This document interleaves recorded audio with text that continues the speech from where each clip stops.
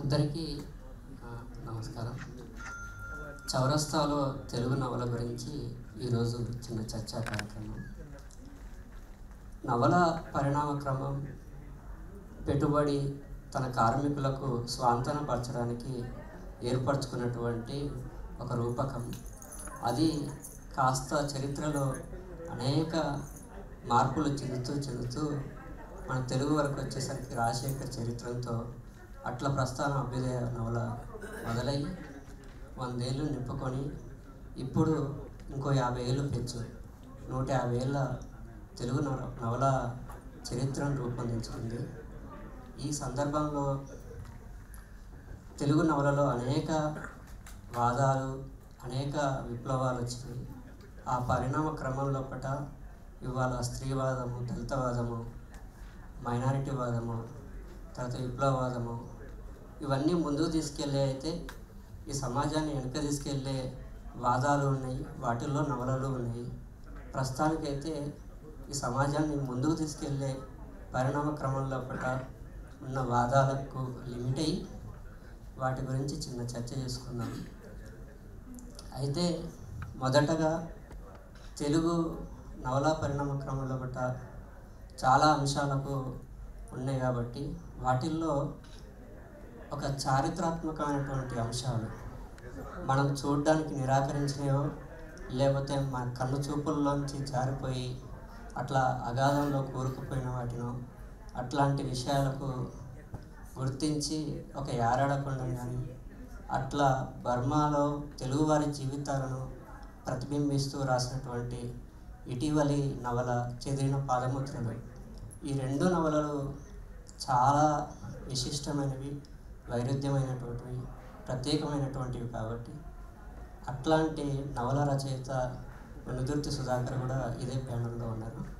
కాబట్టి వారిని ఒక మొదటి ప్రశ్నగా, తెలుగు నవలల్లో చారిత్రాత్మక నవలకు ఉన్నటువంటి ప్రత్యేకత ఏమిటి, అవి రచయితలు ఎంచుకోవడానికి కలిగిన ప్రముఖ కారణాలు ఏమిటి, చారిత్రక నవలల అవసరం ఇవాళ ఏమిటి సమకాలీన సమాజానికి అనేది ఒక ప్రశ్న.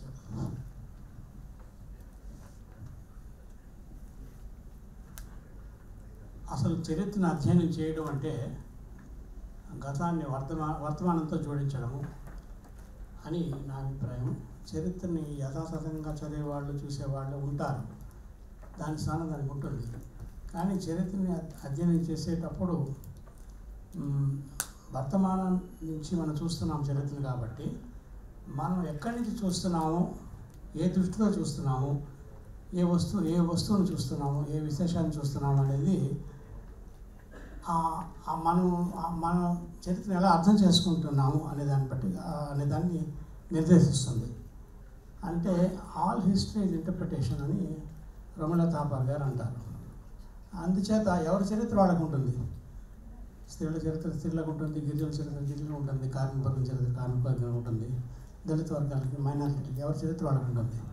అయితే అది ఒకటి. రెండవది, సరే చరిత్ర అలా జరిగింది, ఇప్పుడేం జరుగుతుంది, ఇప్పుడేం చేస్తాం, ఇప్పుడేమవుతుంది, ఈచ్ కార్ అంటాడు. ఆ చరిత్ర అనేది గతానికి వర్తమానానికి నిరంతరం జరిగే సంభాషణ అంటాడు. ఆ నిరంతరం జరిగే సంభాషణలో మనం పాల్గొనేటప్పుడు మన స్టాండ్ పాయింట్ ఏంటి అనే దాంట్లో ఒక స్పష్టత ఉండాలి. అప్పుడే మనకు కూడా ఒక స్పష్టత వస్తుంది చరిత్ర పట్ల. అది ఇటుపక్క తీసుకెళ్తుంది సమకాలీనంగా అని నా అభిప్రాయం, ఉద్దేశం. ఈ నవల రాయడంలో కూడా వీటి వెనక ఈ ఆలోచనే నన్ను నడిపించింది. మీరు యారాడకొండను, దాని వెనక ఉన్నటువంటి చరిత్ర, దానికొండ విషాదము, అవన్నీ రాస్తూ ఉన్నప్పుడు మీకు ఎదురైన సవాళ్ళు ఏమిటి, ఆ అనుభవం ఏమిటి? యారాడకొండ రాసినప్పుడు మామూలుగా అయితే నేను అసలు చరిత్ర కొంత అధ్యయనం చేయకుండా మనం ఏమి రాయకూడదు. అంటే ఫ్యాక్ట్స్ ఏవైతే ఉన్నాయో వాటిని మనం మార్చకూడదు, నేపథ్యం ఏదైతే ఉందో వాటిని మార్చకూడదు. సరే, పాత్రలు, సన్నివేశాలు, సంఘటనలు అవన్నీ సృష్టిస్తుంటాం, అది మన సృష్టి కాబట్టి అది కొంచెం అటు ఇటు నడిపించే పద్ధతి మన చేతుల్లోనే ఉంటుంది. కానీ చారిత్రక వాస్తవాలు, జపాన్ వాళ్ళు విశాఖపట్నం మీద ఎప్పుడు బాంబులు వేశారు, అలాగే ఎమర్జెన్సీ ఎప్పుడు డిక్లేర్ చేశారు, ఇటువంటి కొన్ని విషయాలు మనం మార్చకూడదు. అవంతే అలా జరిగాయి కాబట్టి వాటిని అలాగే ఉంచే నేపథ్యంలో ఉంటాయి. ఇందుకు కానీ నేనైతే ఏం చేస్తానంటే ఒక ఎక్సెల్ షీట్ తీసుకొని కాలపట్టిక రాసుకుంటాను. కాలపట్టిక రాసుకొని నావల్లో వచ్చే ప్రధానమైన పాత్రలకు వాళ్ళు ఏ సంవత్సరం పుట్టారో ఒకటి అనుకుంటాను. ఒక ఆయన 1940లో పుట్టాడు అనుకుందాం, ఒక పాత్ర. అప్పుడు జపాన్ వాళ్ళు బాంబు వేసినప్పుడు 42 ఏప్రిల్లో జరిగింది. అప్పటికి ఆయన 2 ఏళ్ళు. ఆయన బాంబింగ్ అంతా చూశాడు, వాళ్ళ ఇంట్లో అలా అన్నాడు, వాళ్ళ అమ్మ అలా అందంటే అది అర్థం లేదన్నమాట. కానీ ఎమర్జెన్సీలో ఇలా జరిగింది, ఇందిరాగాంధీ ఎమర్జెన్సీ డిక్లేర్ చేసినప్పుడు ఆయన అక్కడ ఉన్నాడు, ఇలా చేశాడు, ఇలా మాట్లాడాడు అంటే పర్వాలేదు. ఆయనకి అప్పుడు ఆయన 35 ఏళ్ళు కాబట్టి పర్వాలేదు. 70 ఏళ్ళు జరిగింది. అలాగా మనం కాల్పట్టికి వేసుకొని ప్రధాన పాత్రలు ఏ సంవత్సరం పుట్టాయి అనేది మనం నిర్దేశించుకుంటే, ఒకటి బాహ్య సంఘటనలు అంటే ఇప్పుడు ఎమర్జెన్సీ లేకపోతే జపాన్ బాంబులు వేయడం, రెండోది ఆ నవల్లో జరిగిన సంఘటనలు. ఈ 2 సంఘటనలు అన్వయించుకోవాలి. కాబట్టి 2 కాలపట్టికలు వేసుకొని రెండుని అన్వయించుకొని ఒక్కోసారి ఏం చేస్తానంటే 20లో పుట్టాడంటే బాగలేదు, సరే ఇది 1915లో పుట్టాడు అనేద్దాం అంటే బాగేస్తారు. అది నా చేతుల పని. కానీ 1915లో పుట్టిన మరొక ఇబ్బంది ఉంది. అతను 65లో ప్రేమలో పడ్డాడంటే బాగుండదు. ఎందుకంటే 50 ఏళ్ళు వచ్చిన వాళ్ళు మళ్ళీ పట్టేవాళ్ళు పడతారు. అది ఎక్సెప్షన్స్ అనుకోండి. అప్పుడు కొద్దిగా 25 ఏళ్ళైనా ఉంటే పర్వాలేదు, ప్రేమలో పడ్డాడంటే బాగానే ఉంటుంది. అలాంటి వాడు 15లో పుట్టినాడు 40లో పడ్డాడు, 42లో పడ్డాడంటే పర్వాలేదు. కానీ 65లో పడ్డాడంటే బాగుండదు. అంచేత అది మార్చుకోవాలి. నా చేతుల్లో పని కాబట్టి మార్చుకోగలను. కానీ బాహ్య సంఘటనలు మనం మార్చలేము. అది ఈ రెండింటిని అన్వయించుకునేందుకు ఎక్సెల్ షీట్ నేను విస్తారంగా వాడతాను. వాడిన తర్వాత ఆ వయస్సు, బాహ్య సంఘటనలు, పాత్ర యొక్క వయస్సు, మనం నవలో చెప్పిన విషయం, ఇవన్నీ కుదురుతున్నాయా లేదా. ఇంకా పరిశోధన దగ్గరికి వస్తే, పరిశోధన విస్తారంగా చేసినప్పుడు ఏ సోర్స్ నుంచి ఏం తీసుకున్నాను, ఒక పుస్తకం కావచ్చు, ఒక ఆర్టికల్ కావచ్చు, వెబ్సైట్ కావచ్చు, ఏదైనా ఒక అకాడమిక్ పేపర్ కావచ్చు, అవన్నీ నేను రాసుకుంటాను. ఎందుకంటే ఒక 3 నెలలు 6 నెలలు అయితే మర్చిపోతాం. తర్వాత ఎవరు అడుగుతారు ఇది ఎక్కడ వచ్చిందని. కానీ అంటే మనం అడగరు, అది వేరే విషయం. కానీ మనకైతే క్లారిటీ ఉండాలి. ఈ విధంగా నేను రాస్తాను. విశాఖపట్నం యారాడకొండను రాయడం ఒక అనుభవం అయితే, బర్మాలో ఉండే తెలుగు వాళ్ళ జీవితము, యుద్ధము, ఆకలి, ఆ కరువు, ఇవన్నీ ఉంటుంది ఒక సర్కిల్లో. అది తెలుగు వాళ్ళకు చెప్పాలి ఆ కథను. ఎందుకని ఎలా అనిపించింది ఒకటి. మీరు ఆ విషయాలు అధ్యయనం చేస్తున్నారు, రీతులు, ఆ పద్ధతులు ఎలా ఉండేవి? అది శీలా వీర్రాజు గారు మైనా అని ఒక నావల్ రాశారు. ఆ మైనా నావల్ నా మీద చాలా ప్రభావం చూపించింది. చిన్న వయసులో చదివాను, మళ్ళా చదివాను. దాంట్లో మొదటి సన్నివేశంలోనే ఒక ఓడ బర్మా నుంచి తిరిగి వస్తుంటుంది. అది కూలీ ఓడ. కూలీ ఓడ ఏమిటి, బర్మా నుంచి తిరిగి రావడం ఏమిటి, ఆ తుఫాన్లు ఇరుక్కుపోతుంది. దాని మీద శీలా వీర్రాజు గారు, ఆయన చిత్రకారుడు, బ్రహ్మాండమైన బొమ్మ కూడా వేశారు అటు మీద. అయితే ఇదంతా నాకు ఆ క్యూరియాసిటీ ఉండేది చిన్నప్పటి నుంచి. ఆ తర్వాత అక్కడక్కడ చదవడం. విశాఖపట్నంలో బర్మా కాలనీ ఉండేది. ఈ బర్మా కాలనీ ఏమిటి మన ఊరి మధ్యన, వీళ్ళు ఎక్కడి నుంచి వచ్చారు, వీళ్ళు ఏం చేస్తుంటారు అని అదొక క్యూరియాసిటీ. అలాగే కొంత అదొకటి చదువుతూ ఉండడం. అది ఎప్పటి నుంచో జరుగుతూనే ఉంది. ఈ రెండో ప్రపంచ యుద్ధము, ఈ బోసు, సుభాష్ చంద్ర బోసు, ఈ INA, దేశ విభజన, అలాగే బెంగాల్ కరువు, ఇటువంటి వాటి గురించి అక్కడక్కడ చదువుతూనే ఉన్నాము. అయితే ఈ నావల్ కోసం ప్రత్యేకించి ఒక సంవత్సరం పాటు చదివాను. అంటే నేను అనుకున్న విషయాల కోసం చదివి ఆ పరిశోధన చేసినవన్నీ కూడా ఒక ఫోల్డర్లో పెట్టుకున్నాక అది ఒక ఎక్సెల్ షీట్ చేసి ఎక్కడి నుంచి ఏమొచ్చిందని రాసుకొని, ఇందాక చెప్పినట్టు కాలపట్టికలు తయారు చేసుకొని ఒక చిన్నగా ఒక కథ సృష్టించాను. అంటే నేను మాది విశాఖపట్నం, కానీ నేను పెరిగింది స్కూలింగ్ అంతా శ్రీకాకుళం జిల్లాలో. కాబట్టి శ్రీకాకుళం జిల్లా నుంచి చాలామంది వెళ్ళారు బర్మా అప్పుడు. అంచేత అటువంటి కుటుంబాలు నాకు కొన్ని తెలుసు. వాళ్ళని ఆధారంగా చేసుకుని, వాళ్ళ దళితులు కూడా. అయితే ఆ కుటుంబాలు అక్కడ నాకు ఫ్రెండ్స్ ఉంటే చాలామంది స్నేహితులు ఉండేవారు. వాళ్ళతో మళ్ళీ కొంతమందితో వెళ్ళి మాట్లాడాను, కొన్ని ఇంటర్వ్యూలు చేశాను. అలాగా ఆ ఇన్ఫర్మేషన్తో ఒక చిన్న కథ సృష్టించి, ఆ ప్రదేశం తెలుసు కాబట్టి నాకు జియోగ్రఫీ పెద్ద సమస్య కాదు. పాత్రలు, వాళ్ళ మాటలు కూడా ఆ భాష పెట్టాను. ఆ భాషతో నాకు పెద్దగా అంటే బాగానే తెలుసు నాకు. అది అలాగా ఆ భాషను సృష్టించడం, ఆ నేపథ్యంలో జరిగిన చారిత్రక సంఘటనలన్నీ కూడా అవి వివరించినట్టుగా చెప్పడం అది జరిగింది. ఇప్పుడు తెలుగు నవలా చౌరస్తాలో చారిత్రాత్మక అంశాలను తీసుకొని నవలలు రాసే తరం ఉందనుకుంటున్నారా? అట్లాంటివి తప్పకుండా ఉందండి. ఇప్పుడు మన హంపి ప్రాణి అని ఒకటి వచ్చింది. తర్వాత రకరకాలుగా యువతరం రాస్తున్నారు. చరిత్ర పట్ల ఆసక్తి ఎలాగా ఉంటుంది. ఎందుకంటే మనం ఎప్పుడైనా నేను ఎందుకు అనుకుంటానంటే ఒక 2 అడుగులు ముందుకు వెళ్ళాలి, గెంతాలంటే 4 అడుగులు వెనక్కి వెళ్ళాలి. 4 అడుగులు వెనక్కి వెళ్తే మనం 2 అడుగులు ముందుకు గెంతగలుగుతాం. అందుచేత ఆ చరిత్రలో ఏం జరిగింది అనగానే ఇందాక చెప్పినట్లు ఒక్కొక్క సమూహానికి ఒక్కొక్క చరిత్ర ఉంటుంది. ఇప్పుడు కొన్ని సమూహాలు చరిత్రను ఇప్పుడు వక్రీకరిస్తున్నాయి పూర్తిగా. అది కూడా మనకు తెలుసు. చరిత్రలో జరిగినవి జరిగినట్టు కల్పిస్తున్నారు. అది పురాణాలకి చరిత్రకి తేడా లేకుండా కూడా చేస్తున్నారు. పురాణాలు వేరు, పురాణాలు మంచిగా వాటి స్థానం వాటికి ఉంటుంది మన సమాజంలో దాని సందేహం లేదు. కానీ పురాణాలు చరిత్ర ఒకటి కాదు.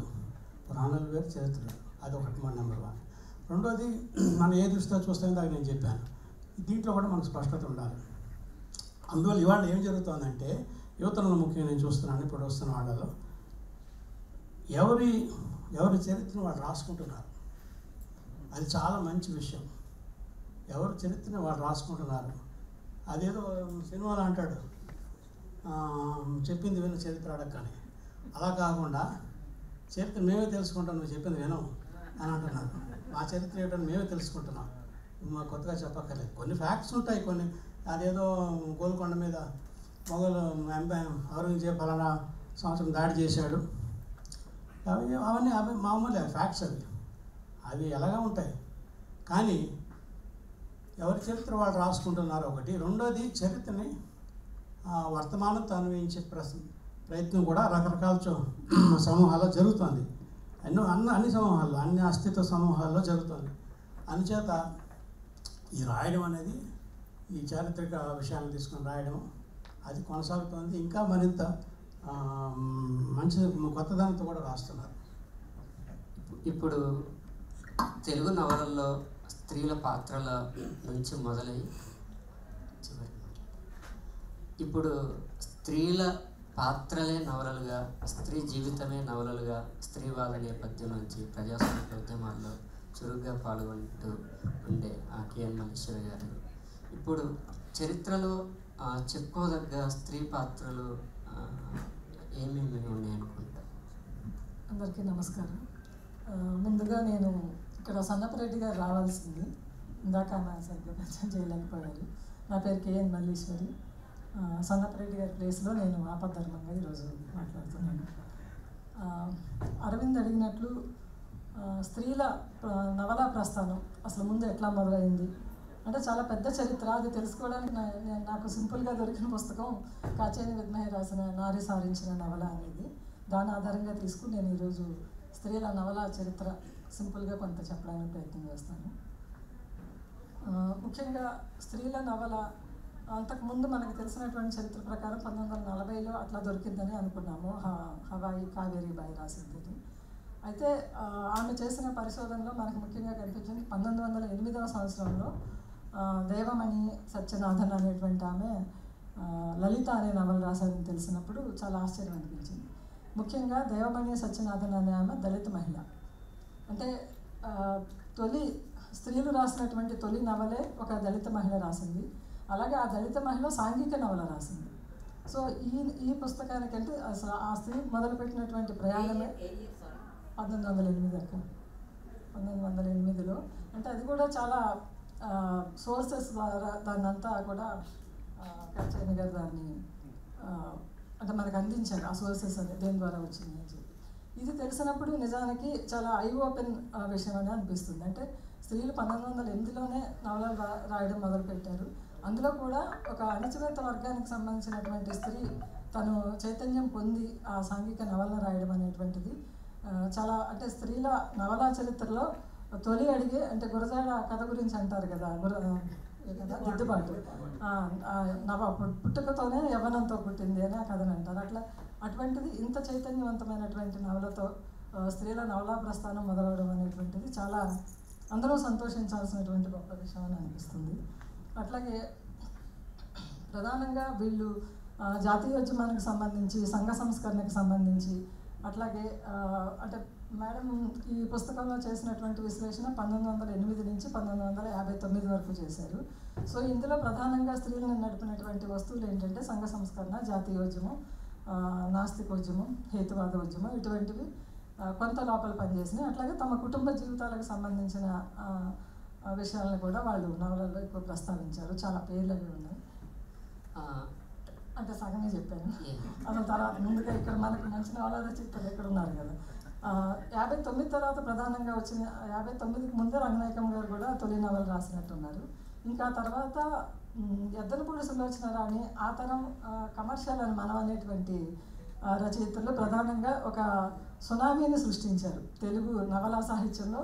అతి సునామీ ఏంటంటే నేను కూడా తొలి దశలో ఎద్దనపూడిని చదివి చాలా, అంటే అసలు చదవడం నేర్చుకోవడమే, బహుశా ఫిక్షన్ చదవడం నేర్చుకోవడమే ఆమెతోనేమోనని నాకు అనిపిస్తుంది. ఆమె అంటే అటువంటి రచయితలు మన నాగిరెడ్డి గారు కానీ ఇట్లా. సో వీళ్ళందరి ప్రభావంతో రీడబిలిటీ అనేటువంటిది తప్పనిసరిగా మనకి పెరిగింది. అట్లాగే ఆడపిల్లకి ఆత్మాభిమానం ఉంటుంది, అది ఏ స్థాయిలో ఉంటుందో అది వేరే విషయం. ఇటువంటి ఒక అంటే ఆడవాళ్ళ గురించి కూడా ఆలోచించవచ్చు అనేటువంటిది ఆ దశకంలో మొదలైంది. సో అట్లా అది నడుస్తూ ఉండగా మనకి స్త్రీవాద ఉద్యమం ప్రధానంగా నవల ప్రక్రియని బాగా మార్పు చెందించింది మాత్రం స్త్రీవాద ఒక ఉద్యమం తెలుగు సాహిత్యంలో వచ్చింది. మనందరికీ తెలుసు ఓల్గా గారు ఆవిడ రాసినటువంటి నవలలు మొత్తం తెలుగునాట ఎటువంటి సంచలనాన్ని సృష్టించే ఒక నవలా చరిత్రలో మైలురాళ్ళుగా నిలబడినటువంటి నవలలు.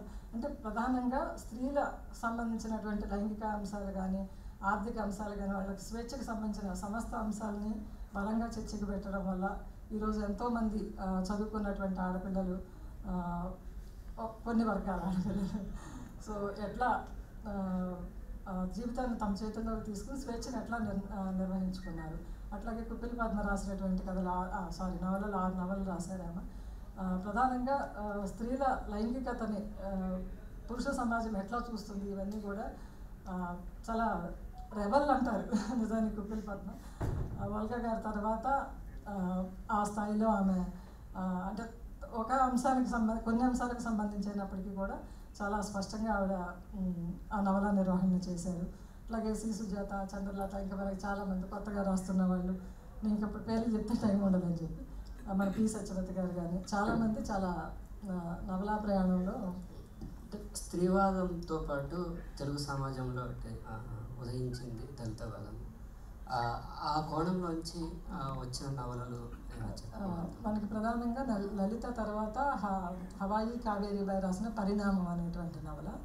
ఆ తర్వాత మనకి జాజుల్ గౌరి నవల పేరు మర్చిపోయింది, అరుణ రాసింది వైనం, తను రాసినటువంటి జాజుల్ గౌరి అక్క రాసింది వైనం. అట్లాగే ముస్లిం నవలలు కూడా మేడం ఏదో చెప్పారు, మేడం ఒకసారి చెప్తారు. దానికి ముందు మౌన పోరాటం అని ఒక మైనారిటీ మహిళ రాసినటువంటి ఒకటి. అట్లాగే షాజహానా కూడా ఈ మధ్య నవల రాసింది. ఇంకా గిరిజన అస్తిత్వం నుంచి మనకి మహిళలు రాసిన నవలలు లేనట్టుంది. అంటే గిరిజనులు రాయకపోవచ్చు కానీ గిరిజనుల మీద వచ్చిన ఇప్పుడు అంటే మీరు రాసినటువంటి లీలాలని వీటిల్లో అంటే ఒక పాత్ర సృష్టించడం లోపల ఆ పాత్రకు ఒక వ్యక్తిత్వము, ఒక మొత్తం ఇస్తూ ఉంటుంది. ఒక పోరాటము, తర్వాత ముందు చూపు, భవిష్యత్తు, ఒక ఆశ, ఒక క్యారెక్టర్ని రూపొందించడం లోపల ఇప్పుడున్న సమకాలీన సమాజం లోపల ఒక ఉమెన్ క్యారెక్టర్ సృష్టించడం లోపల ఎదురయ్యే సవాళ్ళు ఏమిటి, అది ఏమిటి?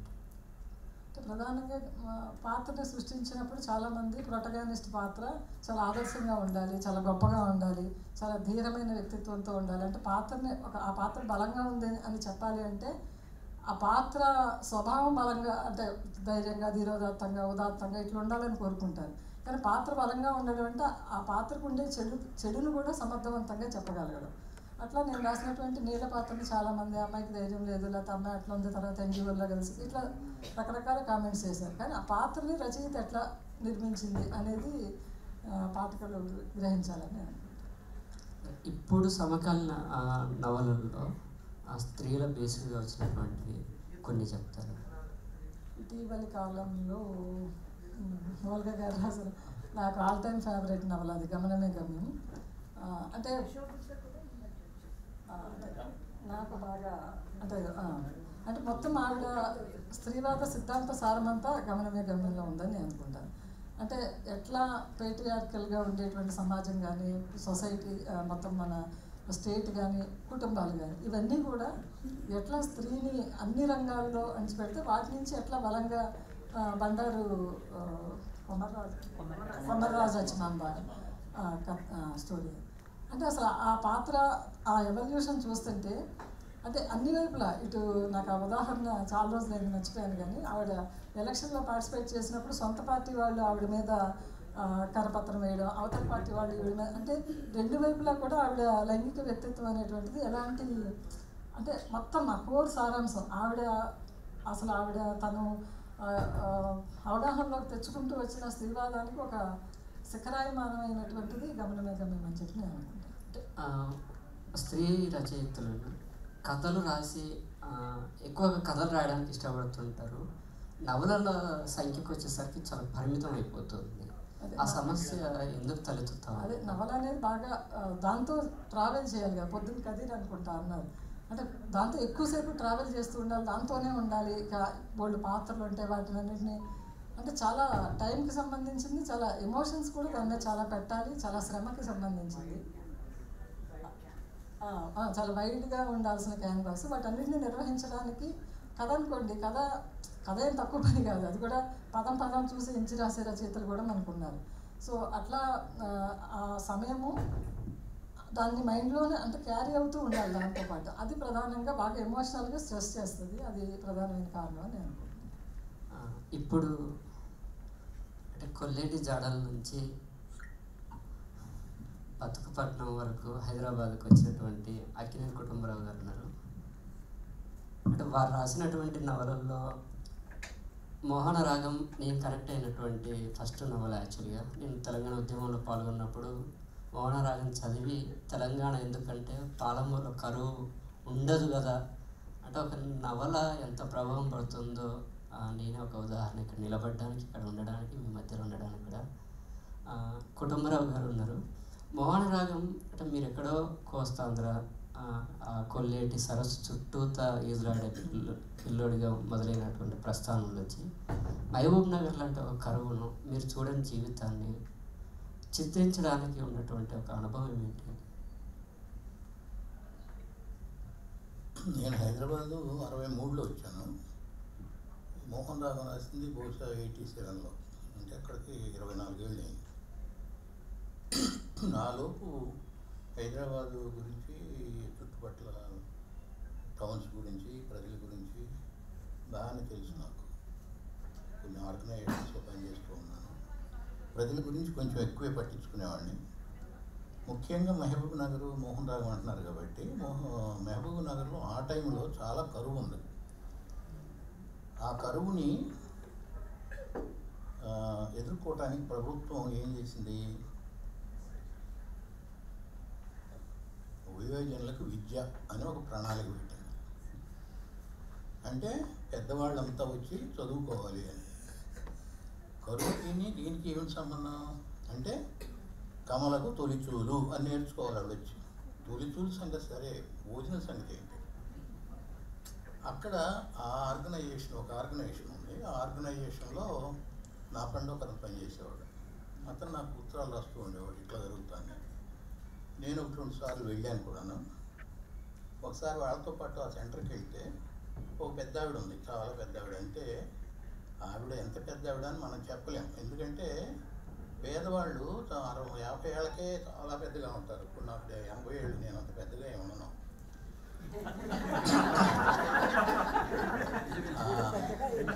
ఆవిడ సరే మన ముగ్గు గుట్ట వంశస్థల లాంటి ఆవిడ అక్కడ కూర్చుంది, భిక్షు వచ్చి. ఆవిడ దగ్గరికి వెళ్ళి ఏం కూర వండుకున్నావమ్మా నువ్వు అని అడిగాను. ఎండ్లకో అంది ఆవిడ. అంటే దేనిలోకి కూర, ఆవిడ చపాతీ లేదు, అన్నం లేదు, ఏమీ లేదు, నూకలు లేవు, ఏమీ లేవు. కూర ఏమి వండుకున్నామంటే అన్నం తిన్నావా అని అడగండి అంటే కావాలి, కనీసం నేను కొంచెం తెలివి ఉంటే అది కూడా లేదు. ఏం కూర వండుకున్నావు, ఇంకా నేనే నాన్ వెజ్ ఏంటని అడగలేదు. అయితే ఆ టైప్లో ఉండేసరికి అసలు నిజంగా కళ్ళం నీళ్ళు వచ్చేసినాయి. అదేంటవ్వా నీకు ఎవరు లేరా, ఏంటంటే ఇద్దరు పోరగాళ్ళు ఉన్నారు, వాళ్ళు వాళ్ళ బతుకులు వాళ్ళు బతుకుతున్నారు, నన్ను చూసేవాళ్ళు లేరు. ఇక్కడికి వస్తే దీనిలో ఇది అయిన తర్వాత ఏమైనా పెడతారని ఆశ, అందుకు వచ్చామన్నారు. అసలు ఆ మొత్తం జీవితాలు చూసిన తర్వాత చాలా క్యారెక్టర్ చూశాను నేను అక్కడ. సరే నా ఫ్రెండ్ కూడా కొన్ని అక్షరాలు రాస్తూ ఉండేవాడు. అదంతా చూశాక నాకు అనిపించింది, అంటే మేము తర్వాత గంజి కేంద్రాలని మన కొల్లాపూర్ ప్రాంతాల్లో కొంతమంది ఫ్రెండ్స్ కలిసి చేసాము. నేను కూడా వెళ్ళాను 2-3 సార్లు. దానిలో ఇది ఉండేది, ఐలయ్య గారు, సాంబశివరావు, కేజే రామారావు వీళ్ళంతా చేస్తూ ఉండేవారు రెగ్యులర్గా, రవిమారుతి వీళ్ళంతా. సరే ఇదంతా చూసిన తర్వాత నేను ఒక నవల రాద్దామని అనుకున్నప్పుడు మోహన్ అనే క్యారెక్టర్ పెట్టుకుని మోహన్ రాగం అని రాశాను అనమాట. అంతకుముందు నాకు కొంచెం పాటలు పిచ్చి కాబట్టి వేణుగానం అని ఒక నవల రాశాను. మోహన్ రాగం, చేదుపాట, కార్మిక గీతం ఇట్లా ఆ పేర్లు ఉండేవి అన్నమాట. సో మోహన్ కాబట్టి మోహన్ రాగం. అయితే గవర్నమెంట్ చేయాల్సిన పనులు అవి చేయకుండా వేరేది చేసి డైవర్ట్ చేయటం కోసం వీళ్ళకి బోళ్ళంత ఫండ్స్ ఇచ్చి అదంతా చాలా అన్యాయంగా అనిపించింది. సో అది అట్లా వచ్చింది. అంటే మాలపల్లి తర్వాత దళిత జీవితాన్ని అదే నేపథ్యంగా వచ్చినటువంటి ఒక పరిణామ క్రమం చాలా వెలితి అనిపించిన చోట స్వరాజ్యం ఒక నవల వచ్చింది. అవును, ఆ నవల రాయడం అది అంటే నేను గుడివాడ దగ్గర చౌటపల్లి అనే ఊరిలో పుట్టి పెరిగాను. పుట్టినక్కడైనా కానీ కుల్లేట్లో 8 ఏళ్ల దాకా ఉండి 8 నుంచి 16 సంవత్సరాల పాటు ఈ చౌటపల్లిలో ఉండేవాడిని చదువుకోవటం కోసం. అయితే అక్కడ ఊరు ఉంటుంది, ఊరికి బయట సహజంగానే, అంటే సహజంగా అనేది కోర్ట్స్లో చెప్తున్నాను నేను, అది న్యాయం అని కాదు, మాలపల్లి ఉంటుంది. ఆ మాలపల్లి నుంచి రకరకాల వాళ్ళు ఊళ్ళోకి వచ్చి పనులు చేస్తూ ఉంటారు. నేను చిన్నప్పుడు గమనించింది ఏంటంటే ఆ వెంకటేశ్వరరావు అనేవాడు ఒకడు నా స్నేహితుడు, వెలగపల్లి వెంకటేశ్వరరావు అని, అతను మాలవుతున్నాయి. అంటే క్లాసులు పక్క పక్కన కూర్చునేవాళ్ళం, ఇద్దరు షేర్ చేసుకునేవాళ్ళం, ఊరే అంటే ఊరే అనుకుంటూ ఉంటాడు. అతను ఒకసారి ఊర్లోకి వచ్చినప్పుడు అరే వెంకటేశ్వరా అన్నాడు. ఎవరు అని చూస్తే వాడు చాలా పుట్టాడు.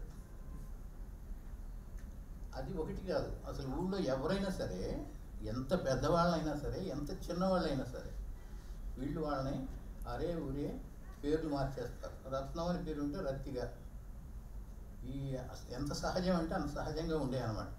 నాకు మాత్రం చాలా అసహజంగా అనిపించేది. ఎందుకు అట్లా మాట్లాడుతున్నారు వీళ్ళని, వాళ్ళు చాలా శ్రమ పడుతున్నారు కదా, వాళ్ళు కష్టపడుతున్నారు కదా, వాళ్ళని అట్లా అంటాం ఏంటి అనే ఒక చిన్న ఇది ప్రారంభం అయ్యింది. అది అక్కడ ఆపేస్తే నేను హైదరాబాద్ వచ్చిన తర్వాత నేను నవల రాయాలి అని అనుకున్నప్పుడు వేరే నవల ఎందుకు రాయాలి, ఆ మాలపల్లి వాళ్ళ జీవితాల గురించి రాస్తే బాగుంటుంది కదా, మాలపల్లి వాళ్ళ జీవితాల గురించి రాస్తే బాగుంటుంది కదా అనుకున్నప్పుడు 1947 ఆగస్టు 15 ఒక అమ్మాయి పుట్టింది, స్వరాజ్యం అనే అమ్మాయి. ఆ అమ్మాయి అక్కడే 16 ఏళ్ళు బతికింది. ఆ 16 ఏళ్ళు బతకడం ఎందుకంటే నేను అక్కడ 16 ఏళ్ళు దాకానే ఉన్నా కాబట్టి. అది అంటే అది తర్వాత అనుకున్నా ఎందుకు 16 ఏళ్ళు పెట్టాను అని. నేను అక్కడ అంతవరకే ఉన్నా కాబట్టి తర్వాత లైఫ్ నాకు తెలవదు. సో 16 ఏళ్ళు బతికింది ఆ అమ్మాయి. కానీ ఆ అమ్మాయి ఫ్యామిలీ కానీ అది కుటుంబం. తర్వాత ఆ అమ్మాయితో పాటు ఉన్నటువంటి మిగతా వాళ్ళు సంక్రాంతి గాడు అని ఒకటి ఉండేవాడు చిన్నాడు, వాడు కానీ వీళ్ళంతా చేసిన పనులు ఏమిటి, ఎన్ని కష్టాలు పడ్డారు వాళ్ళు, ఎంతెంత కష్టపడి ఆ పనులు చేశారు. కానీ వాళ్ళు అనుభవించిన జీవితం ఏమిటి. వాడు స్కూల్కి వెళ్దాం అనుకుంటే అక్కడ ఒక ఆయన ఉంటాడు అనుకోని శాస్త్రాలు, ఆ పిల్లని అసలు కాల్చు తింటాడనమాట. అంటే స్కూల్కి వచ్చే ఒక మాల పిల్లని ఎట్లా ట్రీట్ చేస్తాడంటే అట్లా ట్రీట్ చేస్తాడు. ఎందుకంటే అది నేను గమనించాను, చూశాను నేను ఆ టైప్లో. అంటే వీళ్ళు కులం తక్కువ అనేసరికి ఈ పెద్ద కులాల వాళ్ళకి చాలా ఇది వచ్చేస్తుంది, ఎక్కడ లేని అధికారం వచ్చేస్తుంది, అహంభావం వచ్చేస్తుంది. అవన్నీ గమనించి నేను చాలా ఆశ్చర్యపోయేవాడిని. తర్వాత రోజుల్లో హైదరాబాద్ వచ్చిన తర్వాత నాకు కొంత ఈ క్లాస్ కాన్షియస్నెస్ అంతా అది కొంత అయిన తర్వాత ఇట్లా ఉండేది కదా లైఫ్, ఇలా ఉన్నారు కదా ఇంకా అని చెప్పి ఆ స్వరాజ్యం గురించి రాశాను అన్నమాట. మీరు అంటే ఈ 80 ఏళ్ళ వయసులో కూడా సినిమా తీశారు కాబట్టి తెలుగు నవలలను అడాప్షన్ చేసుకొని సినిమాలు తీయడానికి అవకాశాలు ఉన్నటువంటి నవలలు ఏమైనా ఉన్నాయా? ఎన్నో ఉన్నాయి. ఎందుకు లేవు? చెప్పాలంటే మన తెలుగులో ఉన్నన్ని మంచి నవలలు కానీ, మంచి కథలు కానీ, మంచి రైటర్స్ కానీ వేరే చోట ఎంతమంది ఉన్నారు తెలుగు నాకు. ఎందుకంటే ప్రతి వాళ్ళు ఒక విస్ఫోటనమే. రకరకాల నవలలు ఉన్నాయి. మనం మొదటి నుంచి తీసుకుంటే చలం జీవితాదర్శం తీసుకోండి. జీవితాదర్శం సినిమాగా ఊహించండి ఎవరైనా ఇక్కడ. అద్భుతమైనటువంటి సినిమా అది. గంటి కుటుంబరావు గారు రాసిన కొత్త అల్లుడు కొత్త కోడలు తీయండి, చస్తం నవలేక. ఆయనది నీకేం కావాలి చూడండి. ప్రెటీ ఉమెన్ అని ఆ మధ్యకాలం వచ్చింది ఒక ఇంగ్లీష్ సినిమా, చాలా సూపర్ హిట్ నేషనల్ వైడ్గా. నీకేం కావాలి కదా అది. అంటే వాళ్ళ కథ దొంగిలించారని అంటలా, నీకే కావాలి 50 సంవత్సరాల క్రితం రాశాడు ఆయన. అట్లా ఒకళ్ళు కాదు, గోపిచంద్ కథలు, ఎన్నో కథలు ఉన్నాయి. అట్లా వస్తూ ఉంటే అసలు ఒకటేంటి, ఎన్నో కథలు ఉన్నాయి. అలాగే దళిత కథలు ఉన్నాయి. నేను అసలు ఆ మధ్య కొన్ని దళిత కథలు తీద్దామని అనుకున్నా. నేను చాలా అనుకుంటూ ఉంటాను, జీవితాదర్శనం కూడా తీద్దాం అనుకున్నాను అనుకోండి. అయితే అనుకోవటం వరకే ఉంటాయి అవి. నాకెందుకంటే సోర్సెస్ ఉండవు. ఆ సోర్సెస్ ఉన్న వాళ్ళకి ఇవన్నీ తీద్దామని ఉండదు. తెలంగాణ ఒకసారి కళ్ళు బాగాలేదు, మన రాయవెల్లూరు వెళ్ళి కళ్ళు టెస్ట్ చేయించుకోవాలి అని రాశాడు నాకు. అవును, మీకు చాలామంది వస్తూ ఉంటారు కదా, ఎవరన్నా కారున్న అతను తీసుకుని వెళ్ళొచ్చు కదండి. కారున్న వాళ్ళు ఎవరు నాకు స్నేహితులు కాదని. వాళ్ళు స్నేహితులుగా ఉన్నప్పటికీ కారు కొన్న తర్వాత స్నేహితులుగా ఉండరు వాళ్ళు. అట్లా ఈ మనాళ్ళు డబ్బులు ఉంటాయి, మంచి సినిమా తీద్దామని అనుకోరు. వాళ్ళ ఉద్దేశంలో మంచి అంటే ఎక్కువ డబ్బులు దీనికి వస్తాయి. మనం 100 రూపాయలు పెట్టామంటే 1000 రూపాయలు ఎట్లా వస్తాయి అనేదే చూస్తారు వాళ్ళు. వేరే మంచి సినిమా కోసం చూడరు వాళ్ళు. ఎందుకంటే మన సినిమా అసలు మొదలవటం ఎంత చక్కగా మొదలైంది. రైతు బిడ్డ, మాలపిల్ల చలం రాశాడు అది. మాలపిల్ల రైతు బిడ్డ ఏమో ఆయన రాశాడు, మన తాతాజీ అంటాం, తాపి ధర్మారావు గారు. అంటే అటువంటి రైటర్స్ రాసిన నవలలతో మొదలైన సినిమాలు. తర్వాత ఆశాపూర్ణాదేవి నుంచి మనం తెచ్చుకుని ఇక్కడ అర్ధాంగి అని సినిమా చేసాం. అలాగే నవల కాదమ్మా మీరు అనేది, సినిమాకి రాశాడు ఆయన. మాలపిల్ల అనే సినిమాకి రాశాడు ఆయన. మాదిగ పిల్ల అనేది కథ, మాదిగ అమ్మాయి. తర్వాత శరత్ నుంచి ఎన్ని కథలు, చక్రపాణి, గోకు వీళ్ళంతా కలిసి చలము మన శరత్ నవలలన్నీ తీసుకొచ్చేసారు. 1 కాదు 2 కాదు, 10-15 సినిమాలు కనీసం మన సూపర్ హిట్ సినిమాలు శరత్ నుంచి వచ్చినాయి. తర్వాత ఇక్కడి నుంచి కూడా కొన్ని అసలు రాలేదని కాదు, మన వాళ్ళవి కూడా వచ్చినాయి. కాబట్టి తర్వాత ఏమైందంటే సులోచనారాణి గారు కథలు అవి కొంత కమర్షియల్గా అట్లా ఏది చేశారు. ఈ రాను అసలు కథలు లేవు అంటూ మొదలెట్టారు. ఎందువల్ల అంటే అప్పుడు సినిమాలు తీసిన వాళ్ళకి వ్యవసాయంలో మిగులు దీని నుంచి వచ్చిన డబ్బులతో సినిమాలు తీశారు. ఆ సినిమా తీసిన డైరెక్టర్ కానీ, నిర్మాత కానీ, ఎవరు రచయిత కానీ, వీళ్ళందరూ చదువుకున్న వాళ్ళు, ముఖ్యంగా సాహిత్యం చదువుకున్న వాళ్ళు. ఇప్పుడు వస్తున్న వాళ్ళందరూ క్యాసెట్లు చూసేవాళ్ళు. వీళ్ళకి సాహిత్యం అక్కర్లా. సాహిత్యం చదివి సాహిత్యంలో బాగుంది అని అనుకుని ఇప్పుడు చేయాల్సిన అవసరం లేదు. ఇప్పుడు ఒక మాట చెప్తాను నేను, అంటే ఇది నా గురించి నేను చెప్పుకుంటున్నాను అనుకోమాకండి. 10 పంచాలు 55లో వచ్చింది, అద్భుతమైనటువంటి సినిమా. అదేంటి, ఒక బ్రాహ్మణ పిల్లలు, పేద బ్రాహ్మణ కుటుంబం ఎలా బాధపడి సిటీకి వెళ్ళింది. 10 పంచాలు ట్రయల్స్. 81లో, అది 55లో, 81లో స్వరాజ్యం వచ్చింది నాది. ఒక మాలపిల్ల, మాలపల్లి వాళ్ళ సొసైటీ ఎలా ఉంది అని తీయగలిగినటువంటి గట్స్ ఉన్నవాడు అప్పుడు వచ్చాడు. తెలుగులో రాలా, నేను కూడా తీయలేకపోయాను. ఇప్పుడు అంటే ఇప్పుడున్న పరిస్థితుల్లో మీరు రాసినటువంటి పట్టణం మన సమకాలీన యువ రచయితలు పట్టణ జీవితాన్ని, గ్రామీణ జీవితాన్ని కథలు వస్తువులుగా ఎంచుకొని రాయగలుగుతున్నటువంటి జనరేషన్ ఉందనుకుంటున్నాను. డెఫినెట్గా ఉన్నా. నా దగ్గర పెద్ద లిస్టే ఉంది, ఒక నిమిషం ఉందండి. అంటే నేను మీరు విషయం ఏంటంటే మీ అందరికి ఒక విషయం చెప్పాలి. నేను మొట్టమొదటిసారి మీటింగ్లో మాట్లాడుతున్నాను వాళ్ళు, ఇంతవరకు మాట్లాడాల. ఇక్కడ ఉన్న ఎవరో నన్ను మీటింగ్ వేదిక మీద చూసి ఉంటారు కదా, ఇక్కడేమో అందరూ బ్రహ్మాండంగా మాట్లాడగలిగిన వద్దడులు ప్రతి వాళ్ళు చూస్తా అంటే ప్రతి వాళ్ళు ఇక్కడ సరే వీళ్ళు కూడా ఈయన మీరు ఇట్లా మాట్లాడబోతున్నారు అంటే నాకు అప్పటి నుంచి టెన్షన్ మొదలైంది. నాకు మామూలుగానే వేదిక అంటే భయం, హాయిగా ఎంజాయ్ చేస్తాను. మీ ఫస్ట్ మీటింగ్ చాలా బాగుంది, చాలా బాగా అవ్వాలిగా.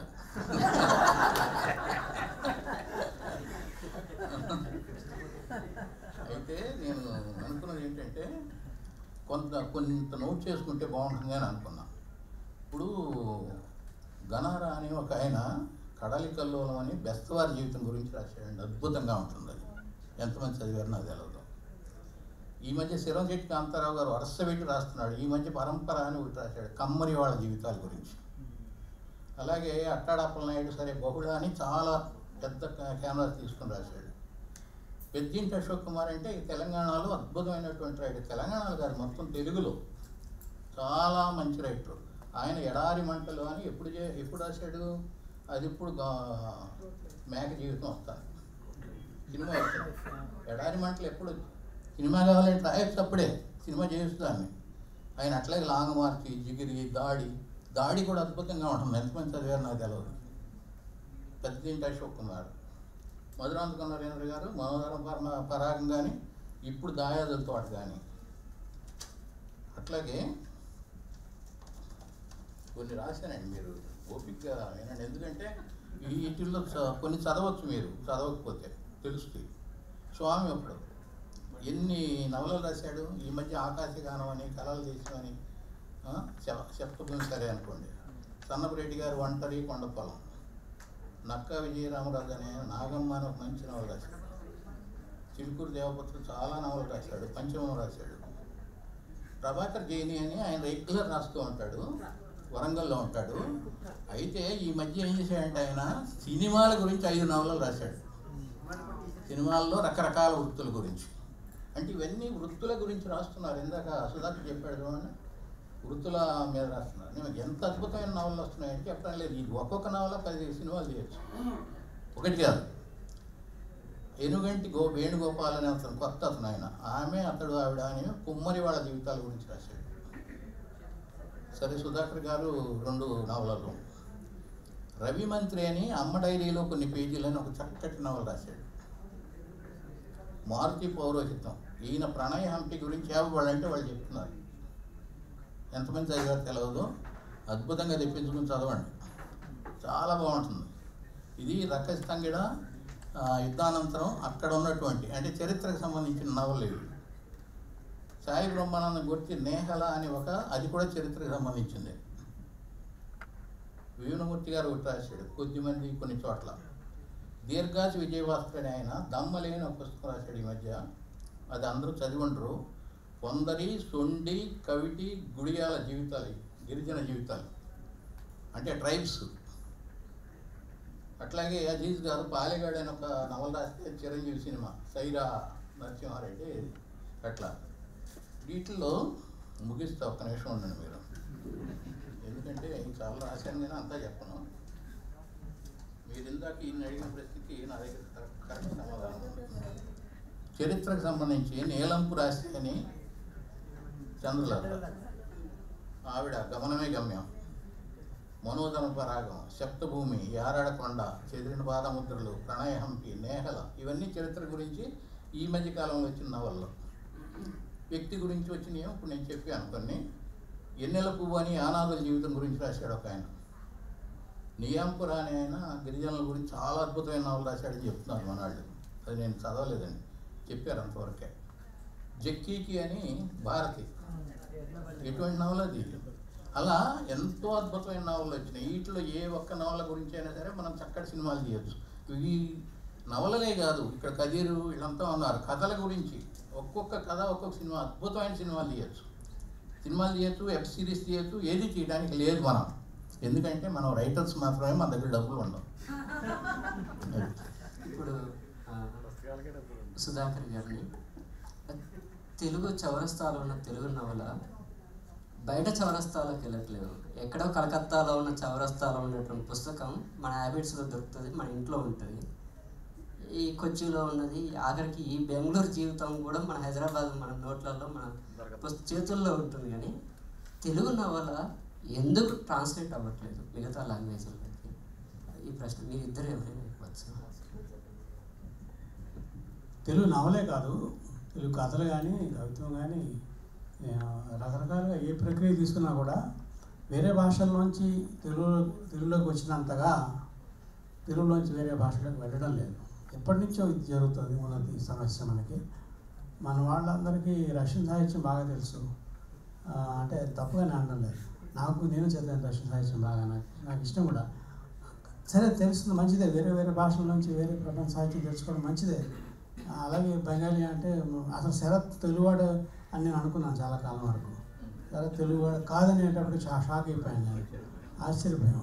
అంచేత అది ఒకటి. రెండోది ఏంటంటే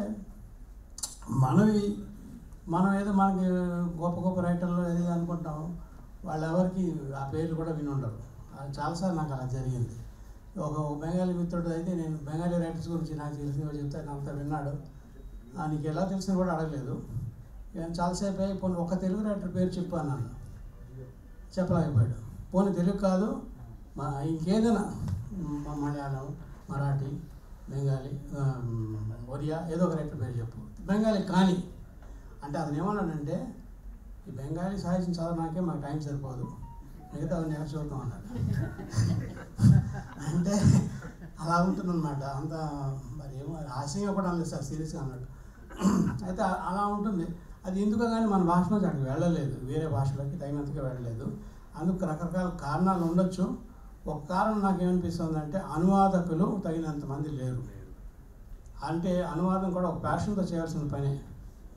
అది కొంతమంది చేస్తున్నారు, చేయడం లేదని నేను అనడం లేదు, చేశారు కూడా, చేస్తున్నారు కూడా, కానీ సరిపోదు. ఇంకా అసలు అనువాదకుల్ని మనం తయారు చేసుకోవాలి. ఒక వర్క్షాప్ పెట్టో, ఒక ట్రైనింగ్ పెట్టో, ఏదో పెట్టి మంచి అనువాదకుల్ని తయారు చేసుకోవాలి. అదొకటి. రెండో కారణం ఏమంటే, మనకి కాపీ ఎడిటింగ్ అనే ప్రక్రియ లేదు. అంటే ఒక రచయిత రాస్తే కూడా దాన్ని వేరే వాళ్ళు ఒక మాట కూడా మార్చితే ఆయన ఇష్టపడ్డు. చాలామంది ఉంటారు అలాంటి వాళ్ళు. అది ఒక విధంగా పొరపాటు. ఇంగ్లీష్లో అయితే రకరకాల మార్పులు గురవుతుంటుంది, చేస్తూ ఉంటారు, రిఫైన్మెంట్ అవుతుంటుంది. ఎందుకంటే రీడర్ని దృష్టిలో పెట్టుకొని, ఈయనేదో మహాకావ్యం రాశాడని కాదు, ఆ రీడర్కి అది అర్థం అవ్వాలి కదా, ఈయన బాధ ఏమిటో. అంచేత ఆ రీడర్ని దృష్టిలో పెట్టుకొని కొన్ని మార్పులు అవసరం అవుతాయి. అది ఆ ప్రక్రియ కూడా లోపించింది. అనువాదంలో కూడా అదే. అనువాదం చేసేటప్పుడు కూడా రీడర్ని దృష్టిలో పెట్టుకోవాలి. ఈ రీడర్స్ని మనం ఎవరు, ఇండియాలో వాళ్ళు వేరే రాష్ట్రాల వాళ్ళు చదువుతారా, లేదంటే ఇప్పుడు ఇంగ్లీష్లోకి చేస్తాం తెలుగు నుంచి, వేరే దేశాల వాళ్ళు చదువుతారా, అమెరికా వాళ్ళు చదువుతారా, అమెరికాలో ఉన్న ఇండియన్స్ చదువుతారా, తెలుగు వాళ్ళు చదువుతారా, అమెరికన్స్ చదువుతారా, ఎవరు చదువుతారో మనకు తెలియదు. కాబట్టి ఆ ఇంగ్లీష్ కాంటెంపరీగా ఉందా అవన్నీ చూసుకొని మనం చేయాలి. అది ఫుల్ ఫ్లెడ్జ్డ్గా తెలుగులో ఇంకా ఎస్టాబ్లిష్ అవ్వలేదు ఏదో కారణాల చేత. ఆ అనువాదకులు, అనువాద ప్రక్రియ, కాపీ ఎడిటింగ్, రిఫైన్మెంట్, ఇవన్నీ కూడా జరగాల్సిన పని. దీని గురించి కొంతమంది, దాంట్లో నాకు కూడా చిన్న పాత్ర ఉంది, కొన్ని ప్రయత్నాలు చేస్తున్నాము. అది వర్క్షాప్స్ పెట్టి అనువాదకులు తయారు చేసే పనిలో ఉన్నాయి. ముఖ్యంగా యువతరం ఇంకా వచ్చారు, ఇంకా సరిపోదు. అది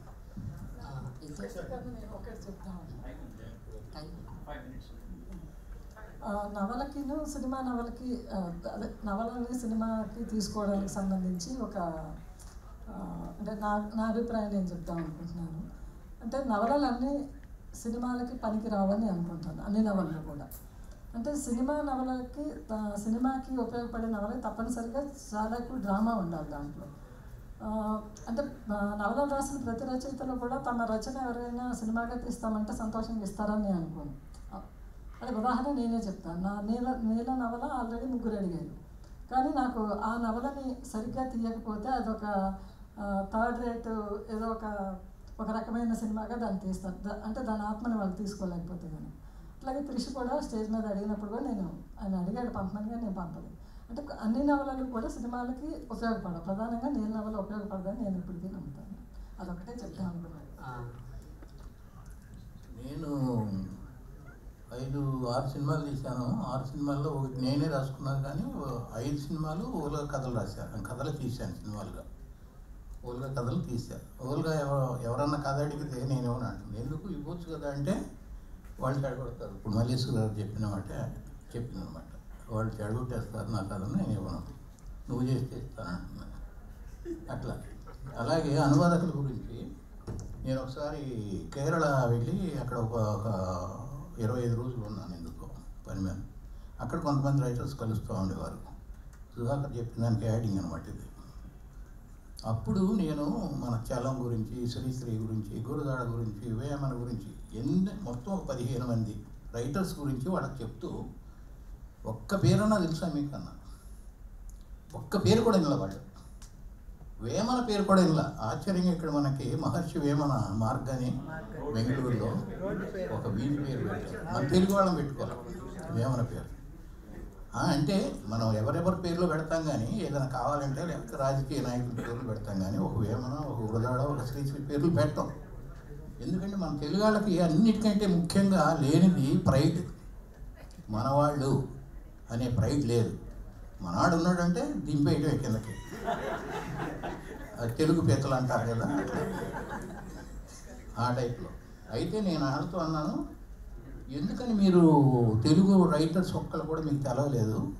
నాకు మీ మలయాళం, కన్నడ, తమిళ్, గుజరాతీ, బెంగాలీ, అస్సామీ రైటర్స్ కూడా 10 మంది పేర్లు చెప్తే ఇక్కడ నుంచోని, ఎందుకని మీకు తెలవలేదు అని అంటే మీరు ఎవరు మాకు పంపలేదు. అంటే మనం అంత స్వార్థపరులు అన్నమాట. అదే అనుకోవాలి, తెలుగు వాళ్ళు చాలా స్వార్థపరులు. మన కథలు మన దగ్గరే ఉంటాయి, వేరే వాళ్ళకు షేర్ చేయం అంతే. చివరిగా మల్లేశ్వరి గారు ఇంకొక ప్రశ్న, అంటే కొద్దిగా పొలిటికల్. ఫాసిజం ఆఖరికి ఒలింపిక్ దాకా వెళ్ళి, అంటే ఒక ఉమెన్ దేశంలో ఎలాంటి స్థితి ఉందో అర్థం చేసుకోవచ్చు. అంటే ఇవాళ సమకాలీన సమాజంలో పట్ట స్త్రీవాద రచయితలకు కానీ, కొన్ని సాహితీవేత్తలకు కానీ రాజకీయ స్పృహ ఉండవలసిన అవసరం ఉందనుకోవచ్చా? ఇది చాలా పెద్ద డిబేట్ కదా. చాలామంది అంటే ప్యూర్ లిటరేచర్ అనేది ఒకటి మాట్లాడతారు. అంటే అసలు రాజకీయాలతో ఏం సంబంధం ఉండాలి, అంటే అదొక కళ రూపంగానే దాన్ని చూడాలి అని చెప్పి. కానీ రాజకీయం లేనిది ఏ కళలోనైనా, అసలు ఏ జీవితంలోనైనా, ఎక్కడైనా, ఈరోజు సభలోనైనా, రేపు సభలో ఎక్కడైనా రాజకీయం అనేది, అంటే రాజకీయం నెగిటివ్ వర్డ్లో వాడట్లేదు నేను. అంటే రాజకీయమైన అంశాలు ఏంటంటూ ఏది ఉండదు. కాబట్టి దాన్ని మనం ఎంతవరకు ఒక అంటే సిద్ధాంతాల కోసం రాస్తామా, లేకపోతే మనం రాసిన దాంట్లో సిద్ధాంతం సారంగా వస్తుందా, అది వేరే విషయం. అంటే రాజకీయమైన స్పృహ ఉండడం నవలని మరింత మెరుగుపరుస్తుంది ఏ రచనైనా అనిపిస్తుంది. అంటే అలా అని రాజకీయాలు అందులో చొప్పించాం, మన మైండ్లో ఆ స్పృహ ఉంటుంది అంతే. పూలలో దారం పూలమాలలో దారం. ఆడియన్స్ అంటే మాకు ఒక 2 నిమిషాలు ఉంది కాబట్టి ఆడియన్స్ నుంచి ఏమైనా ప్రశ్న?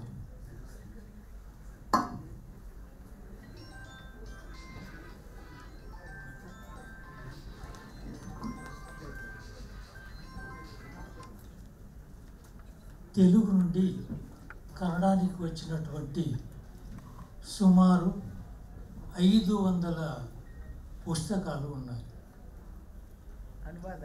అనువాదాలు సాహిత్యం మాత్రమే కాదు,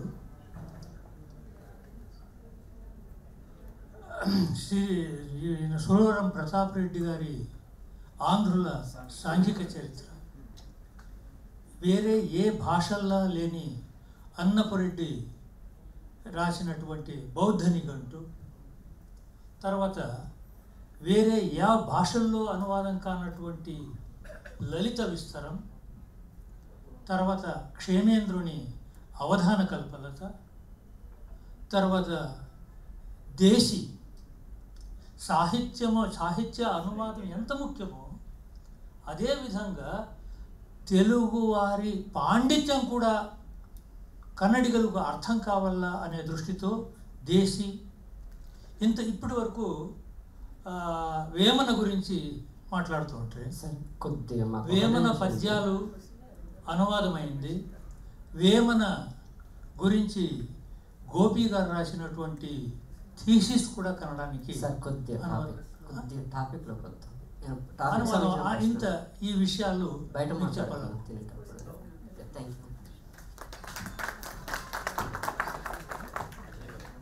సరే, ఏదైనా ఒక ప్రశ్న ఉంటే అడగచ్చు. టాపిక్స్ ఒకటే ప్రశ్న. ఇది సార్ కుటుంబరావు గారికి ప్రశ్న. ఇవి చాలా కారణాలు చెప్పారు. సినిమాలుగా రావట్లేదండి. కథలో సినిమాలుగా వచ్చే మార్గాలు చెప్తారు. ఏదైనా కొన్ని కారణాలు చెప్పారు, మార్గాలు చెప్పారు. సరే, ఆయన ఒకటే ప్రశ్న ఏంటంటే గట్స్ ఉన్నవాడు ఎవడు లేడు, ఉన్నవాడికి డబ్బులు లేవు అని అంటాడు. కాబట్టి సరే, ఈ కార్యక్రమానికి వచ్చినటువంటి పాఠకులకు, శ్రావ్యులకు, సాహితీవేత్తలకు అందరికీ కృతజ్ఞతలు.